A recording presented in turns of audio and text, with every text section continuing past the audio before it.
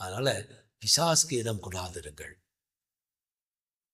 ஒருவன் வாழுகிறதை பிடிக்காதவர்கள் மந்திரமும் சூனியத்தையும் ஏவலையும் அனுப்பிவிட்டு அவனுடைய நித்திரையை குழப்பி விட்டான். அவனுடைய நித்திரை வராதபடி தடை செய்து விட்டு விட்டாமானால் அவன் எப்பங்கே விழுவான் என்று அறியாமலே விழுந்து போவான் என்று இருளை நம்பி ஒரு கூட்டம் வாழ்ந்து கொண்டிருக்கிறது. ஆனால் எவர்கள் பாதிக்கப்பட்டார்களோ அவர்கள் தேவ சமூகத்திலே தன்னுடைய துயரத்தை சங்கீதம் 102 சங்கீதத்திலே எப்படி தாவீது விண்ணப்பம் செய்து ஜெபித்தாரோ அதே போல நாம் விண்ணப்பம் பண்ணி ஜெபித்தோமானால் நம் மயிர்கள் ஒன்றும் அழிவதில்லை.